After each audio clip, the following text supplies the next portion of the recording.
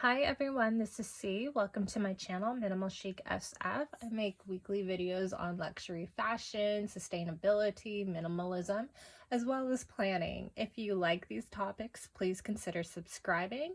And I would say today's topic is my first bag review. I'm very excited about this.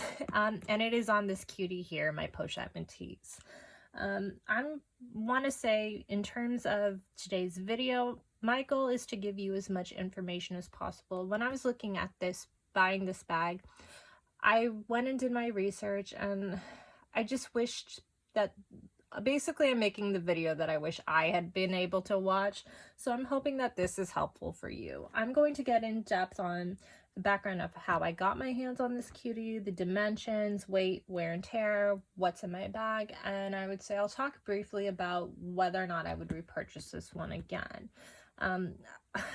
It might be out of order. I'm going to do my best, so please forgive me here. But let's talk about first how I got this bag. I had finished school and I was looking to reward myself. This bag, I don't know now because I have it, but when I was trying to look for it here in the Bay Area, it was very popular, very highly sought after, and there would like maybe be 1 to 2 bags that would come in boutique. And basically I couldn't get my hands on it. It didn't matter if I would go in. I didn't have a good enough relationship with the essays there at my local boutique to really have somebody like hold one for me. And I would say that's fine. I don't take that personally, but I was a little tired of waiting. So I decided to go online to Fashionphile and just purchase this one and pay a bit above retail. The bag I got was, so I did buy this. Let me say this. This is not the original bag I purchased from Fashionphile. I did purchase one from Fashionphile and there was like some sort of defect or flaw that I got and I just wasn't happy with it. So I returned it and then I repurchased this one. This is unsponsored, so I'm going to be honest here. Whoever shipped it that day, or if it was the carrier, it came in like an almost open package, like the tape had split. And it was just like really bad. So when I brought it home, like I was terrified somebody had like ripped it off and like tried to steal it. Luckily that didn't happen. So I would say when it got here, it was in perfect condition. It came with everything, the box, the dust bag, as well as the bone white vachetta. As you can see, it's aging quite nicely. I immediately went and stuck onto stickers to help protect the hardware here. So if you're seeing any sort of, I want to say like clouding here, that's the sticker that is not a defect on the purse. In terms of, so that is how I bought this bag. I've had it for over a year. I would say I'm not a heavy user of this bag only because I have other purses that I use heavily in rotation. When I was doing my research, and most people who have done their research already know that this is like not the original model. It's like maybe their third iteration. And then they also know that this bag is prone to defects and cracking. And I will show a close-up of my glazing. Just so you can see how it would look potentially for you after 1 year of use if you are a very light to medium user of this bag.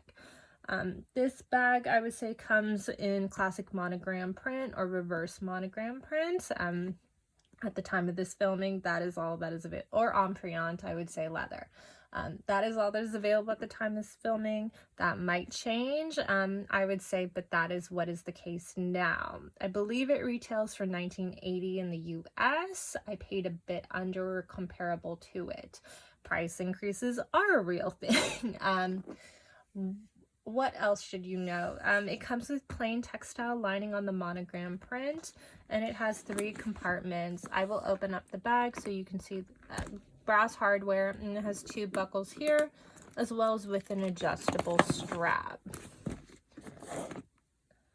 So I will open up the compartment and we will talk about other things.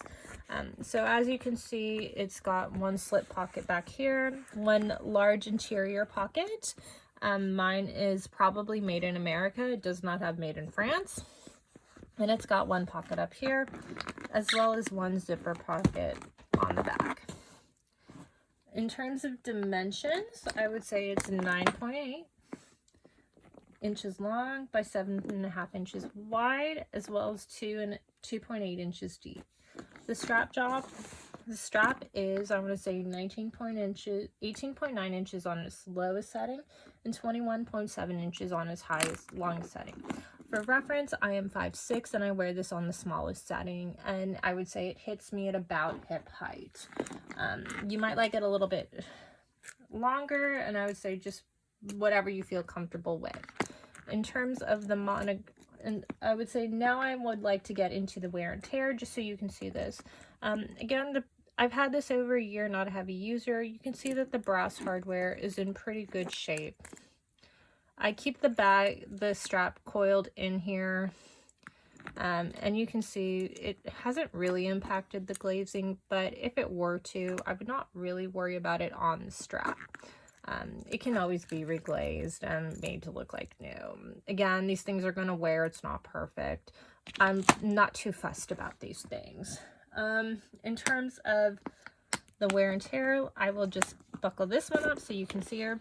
She looks a bit smushed right now, but that's because she's empty. So I would say the vachetta on the top handle, yes, I do touch her, but I try to not touch her after I have lotion, is in pretty good shape. As are, I want to say, the little side pieces.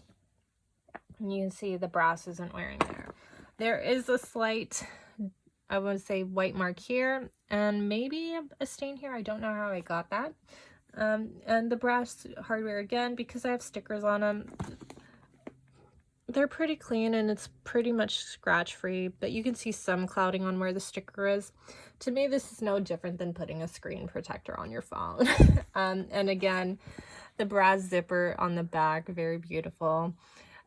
No wear here. The glazing, these apparently are the most notorious areas for where it is prone to cracking. Looks in solid shape, and I'll press on it just so you can see. Again, looks in solid shape. Everything seems to be fine in terms of the glazing here. Some slight bulging out, but she pretty much sits like on high on my shelf. In terms of what I find interesting with most bags is whether or not the pockets lift. And you can see right here, if I flip her down, there does seem to be some lift here. I'm not sure if that's because it's buckled in or what, but that might be something, if it bothers you, you're down the line, you might want to keep that in consideration. But yeah, everything else looks pretty good and smushy. So I'd say that's the wear and tear on my bag. I would say I am personally not a compartmentalized purse girl, so I kind of had to like go into this knowing that it might kill me a little bit, because I love a purse organizer. I love things that are nice and deep, and I can just throw my stuff in there, and I just feel like you can't do that in a compartmentalized bag. It just doesn't feel like there's as much room for it. So I'm going to show you like a few things that I would put in my bag every day. And that would just be like keys, hand sanitizer, key clay, wallet 1, wallet 2, maybe a cosmetic pouch. This is comparable in size to the Chanel O case if you're interested. I do have a review on that. I will leave it down below. Headphones. And because I film with my phone, a phone case. This is the iPhone XS, just for reference. And a mask, but that would be on my face typically. So how I would pack the bag would be very simple. I just put my bulkiest items here, top. I would put my hand sanitizer in here. No, I'm not worried about it really spilling out and ruining it. Key clay would probably go in here. And a wallet, because that's the first thing I want to have the ability to grab. Other wallet right in here. And I will make sure that this is in frame so you can see it. Phone, that wouldn't go in here, but it could. Like, there would be either one or two ways I would pack this. Either my phone would go in here, and my wallet would go on the back pocket here, or my wallet would go in here, and my phone would go on the back pocket. if you put your phone in the back pocket with a case as thick as this, it's gonna bulge. I would prefer a more slimline case like this, just to help it bulge less. You can see that there is some difference in dimension here. So that's something you might want to keep in mind. And it's just not to stress the canvas. And keys. Keys could go in here, and they can hang outside. If I wanted to put headphones in, I would put them in the back pocket, but I would probably not, just to keep extra room in here for the phone not to bulge out. And you can see that's it, fully packed. And I'm going to try and make sure that this is entirely in the frame. So you can see right here, there's less of a lift here. I will tilt it down so you can see there's less of a lift now. Everything looks nice and filled out. I can put this in here now so you can see the difference. With the slimline case, you can see there's not any real stress on the canvas. And I would just pop the strap on and away I'd go. Ooh, sorry for the squeak.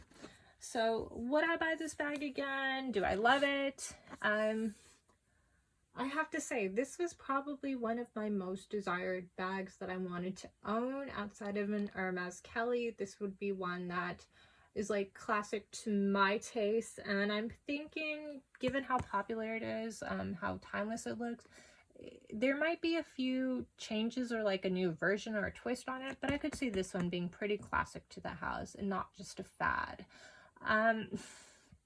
Was I happy about the price?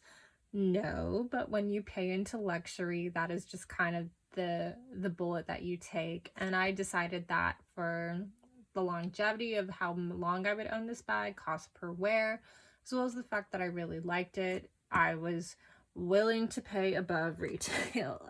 If you have an SA or a good relationship with one, go for it. But I would say it was because I wanted it new. Yes, you can certainly find a bag that is used and have it pay a little bit less, but when I was looking, I just could not justify the cost of buying it used.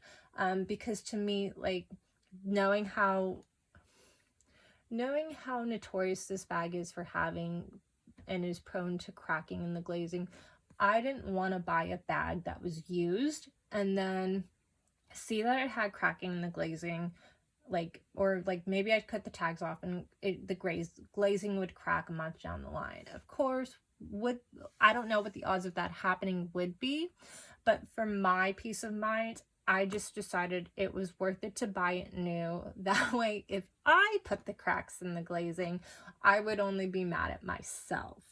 I would say this one looks like it's in great condition. I can see it aging very well over the next few years. I do get upset that I do see like white marks on here, only because like literally, guys, it sits on my shelf.